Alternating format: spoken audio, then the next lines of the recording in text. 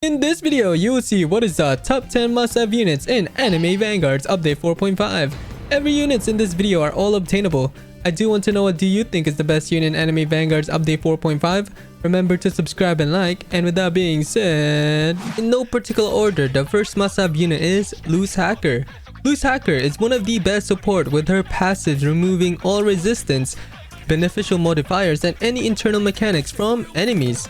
Loose Hacker stats a max upgrade and max level are 15,190 damage with her SP at 9.2 seconds, making her damage per second at 1,651, which is not the best DPS, although she does become full AoE at later upgrades where she will be able to apply more to enemies. Loose Hacker has two passives. Her first passive makes her inflict nullify for 10 seconds that removes all resistance, beneficial modifiers, and any internal mechanics from enemies. Loose Hacker's second passive, My Moon, anytime a Dave in range attacks, Loose will follow up with her own attack independently of SPA.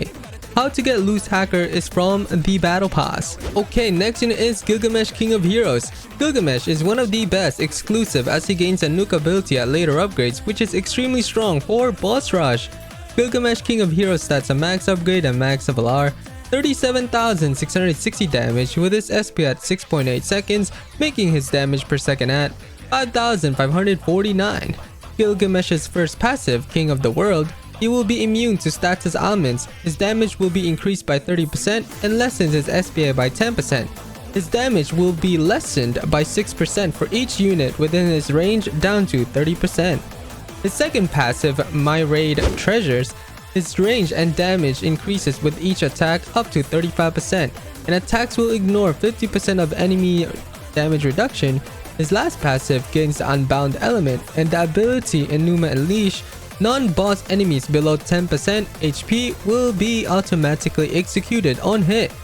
At later upgrades, Gilgamesh will get an ability. Upon activating it, it will deal 350% damage and it will hit all enemies in range and increases his range by 10% for the duration of the ability, which scales with Monarch. Yapay! Alright, next unit is Sung Jinwoo and Igros. Sung Jinwoo is the newest Vanguard unit and he became one of the strongest units with his insane passives and nukes in this new Anime Vanguards Update 4.5. Sung Jinwoo and Igros stats a max upgrade and max level are 232,630 damage with his SP at 6.4 seconds, making his damage per second at 36,303, which is insanely busted. Sung Jinwoo and Igros have three passives. His first passive, the Army Supply, this unit has a mana bar. Anytime this unit summons a unit, will lose 40% of its total mana, and anytime an enemy is defeated, this unit gains 2% of their total mana, and anytime a mana is lost, his damage will be buffed by 0.5% up to 30%. His second passive, the General, anytime an allied summon dies in this unit's range, increases his damage by 5% up to 50%. This increase is reset after this unit's attack. If none of this unit's summons are on the track, this unit will gain 20% more range and 30% more damage. Finally, his last passive, the Monarch. This unit summons gains additional health based on the percentage of mana remaining after their summoning. Between upgrades, Sung Jinwoo will be able to nuke enemies with his three abilities, although it is only one-time use per game, which you will have to use wisely. And between upgrades, Sung Jinwoo will be able to summon 4 different summons, which are all insanely overpowered, and you can summon them again when they are dead. Okay, next unit is Sukuna.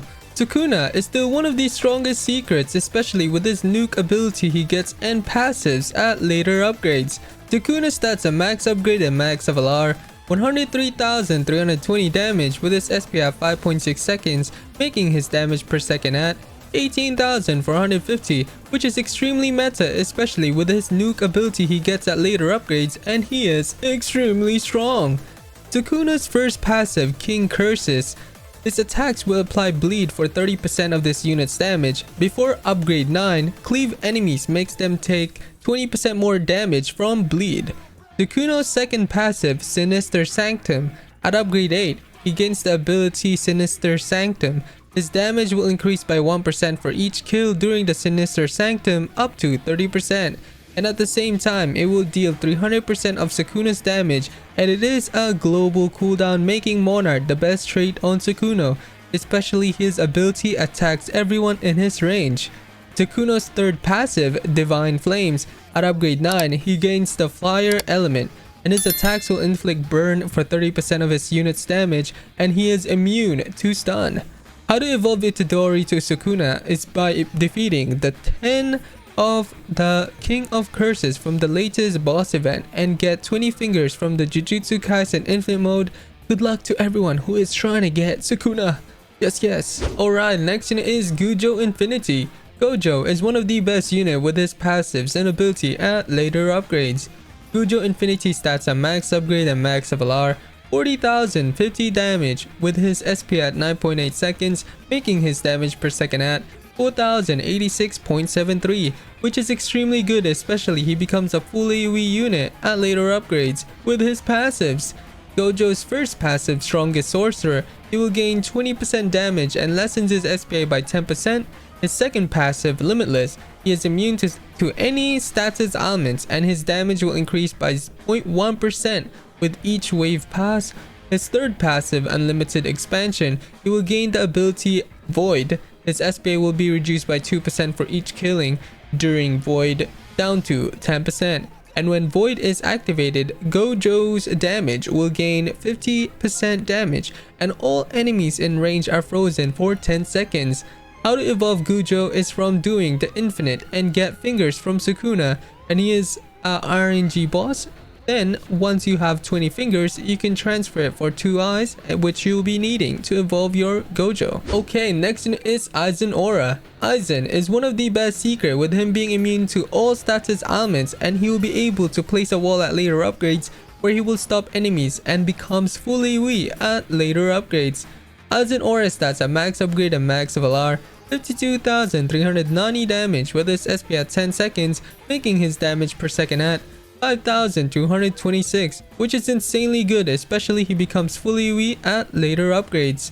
Aizen Aura's first passive, Aura, he will be immune to status ailments.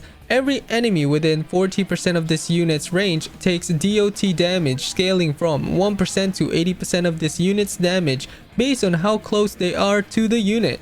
His second passive, Complete Hypnosis, anytime a health stock is removed, forces every enemy on the map to walk backwards for 5 seconds and lessens his SPA by 5% per health stock missing. And his third passive, Dabo Mastery, gains active Dabo 81. Every enemy stopped by Dabo 81 increases the damage conversion of Aura by an additional of 2% for the duration of the ability. Wow! Alright, next one is Saber Black Tyrant.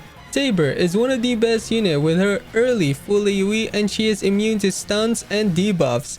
Saber Black Tyrant stats a max upgrade and max LR, 34,350 damage with her SP at 7.2 seconds, making her damage per second at 4,739.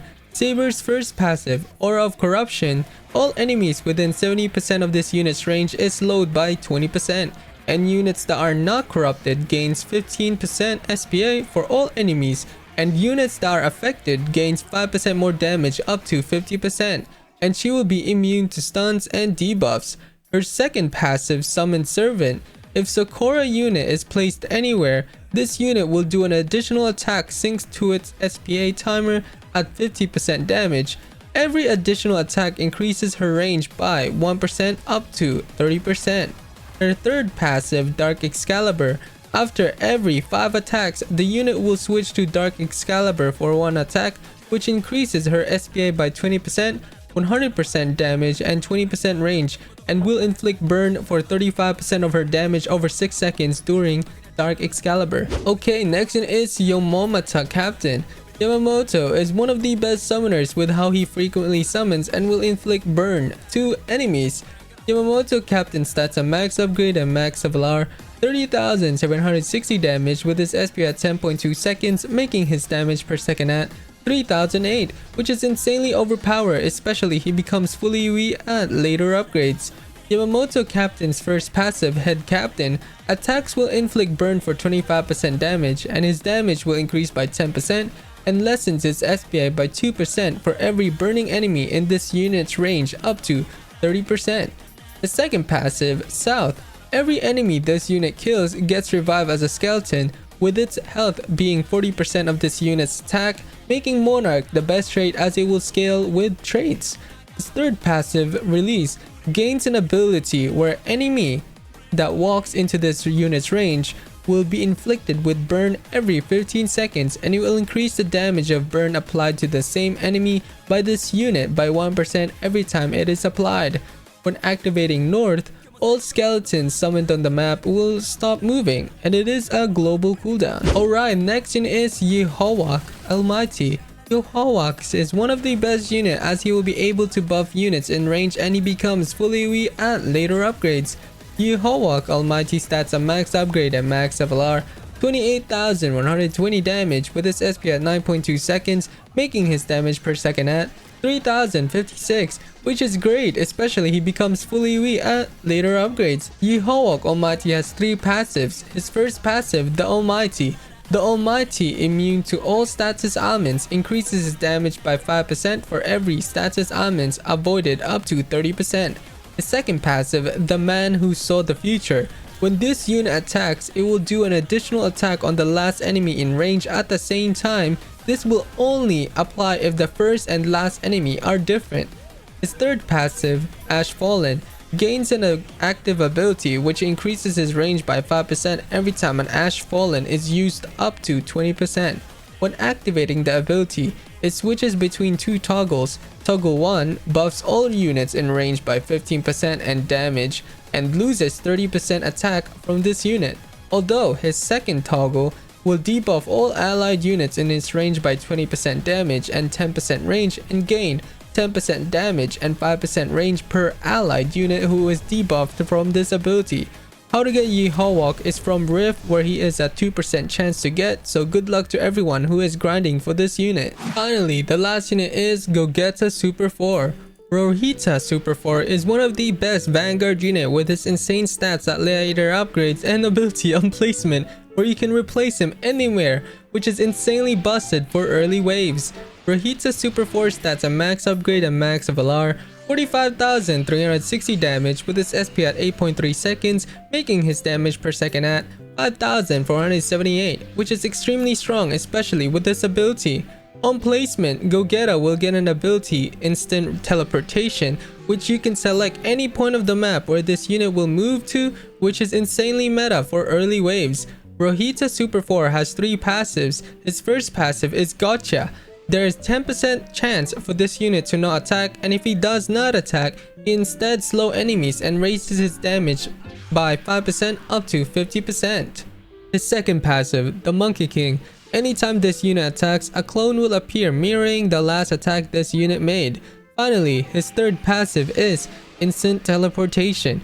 Anytime this ability is activated, it decreases his SPA by 20% for 20 seconds.